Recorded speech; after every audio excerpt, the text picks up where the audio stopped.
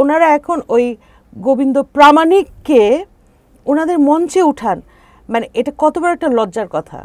মানে আপনি নিজে ধর্মকেন্দ্রিক রাজনীতি করেন, এখন আপনি হিন্দু ধর্মকেন্দ্রিক উগ্রবাদী রাজনীতিকেও আপনার সাথে নিচ্ছেন। সেই জন্যই বললাম যে জামায়াতে ইসলামী ফেল করেছে। জামায়াতে ইসলামীর একটা সুবর্ণ সুযোগ ছিল বাংলাদেশি হয়ে ওঠার। এখনও পর্যন্ত জামায়াতের আমির অথবা ওই হিন্দু নেতা গোবিন্দ প্রামাণিক অথবা সন্তোষ শর্মা ভারতীয়, এরা একটা জোট।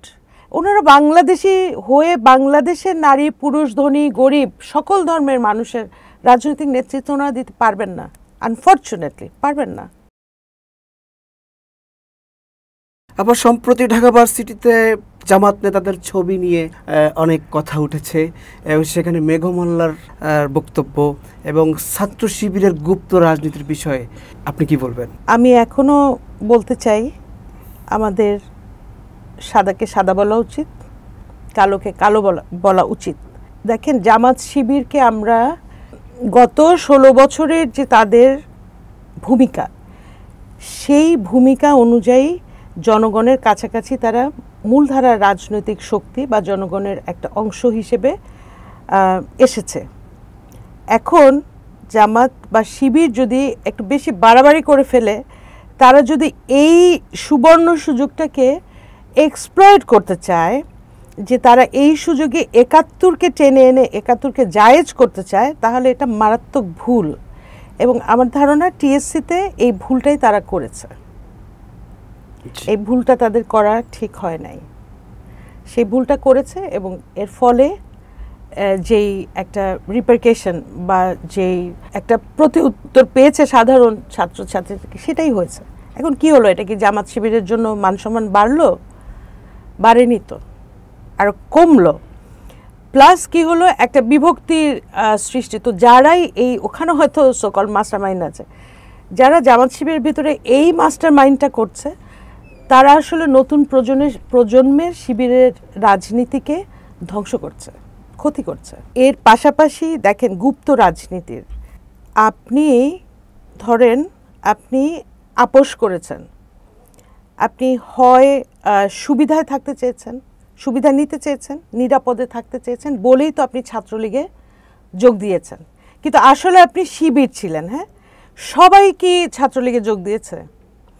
আচ্ছা, ধরে নিলাম, আমি একটা কাল্পনিক নাম ধরি, যে আব্দুর রাজ্জাক, সে বাধ্য হয়ে শিবিরের রাজনীতি করতো, হ্যাঁ, করে সাধারণ ছাত্রলীগের নাম দিয়েছে এবং ছাত্রলীগে থেকে সাধারণ ছাত্রছাত্রীকে হামলা করেছে।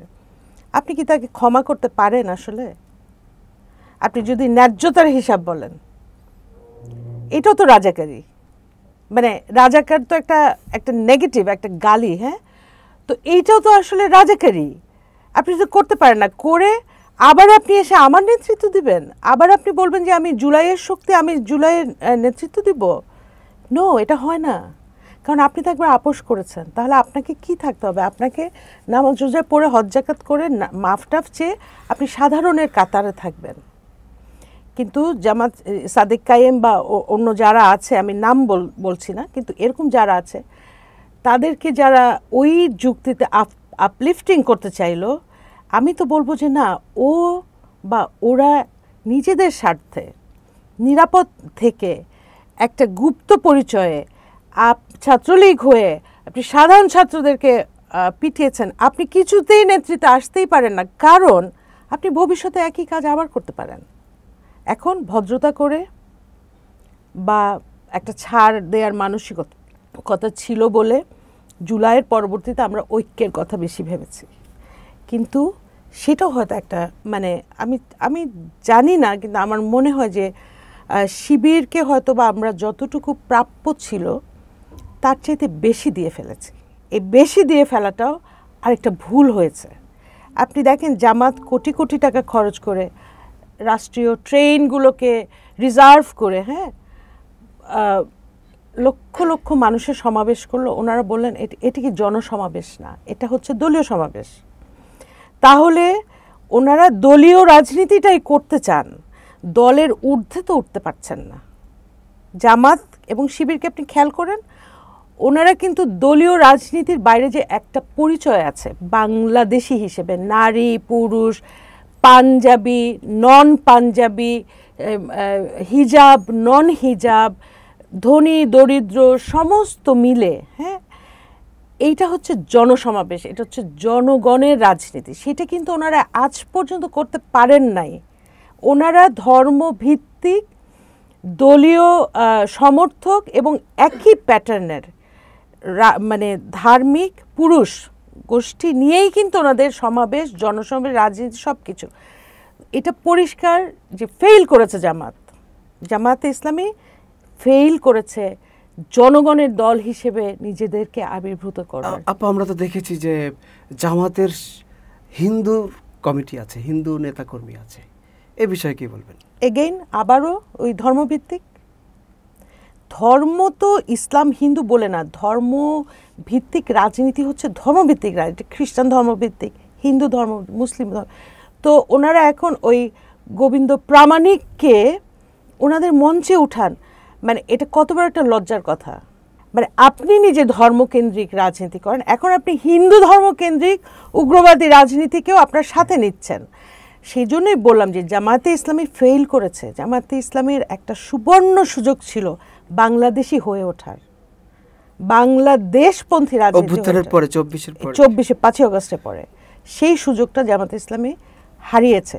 এখনো পর্যন্ত জামায়াতের আমির অথবা ওই হিন্দু নেতা গোবিন্দ প্রামাণিক অথবা সন্তোষ শর্মা ভারতীয়, এরা একটা জোট। ওনারা বাংলাদেশি হয়ে বাংলাদেশের নারী পুরুষ ধনী গরিব সকল ধর্মের মানুষের রাজনৈতিক নেতৃত্ব ওনারা দিতে পারবেন না, আনফর্চুনেটলি পারবেন না।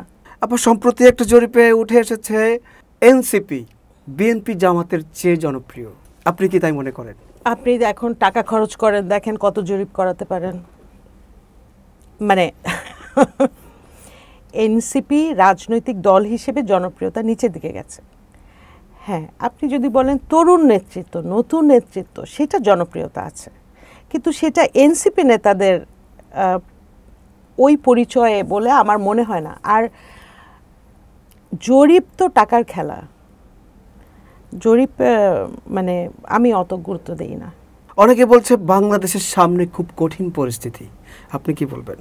বাংলাদেশের সামনে কঠিন না, বাংলাদেশে আমাদের একটা মনস্তাত্ত্বিক ভাঙাগড়া হচ্ছে এবং এই ভাঙাগড়াটা খুব কঠিনভাবে হচ্ছে। সেই মনস্তাত্ত্বিক রাজনৈতিক যে একটা লড়াই হচ্ছে না, এটা একটা না একটা জায়গায় গিয়ে তো ঠেকবে।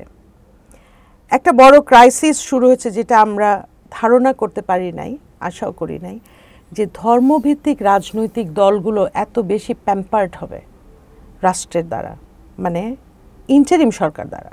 মূলত এটা আমাদের জন্য একটা শকিং।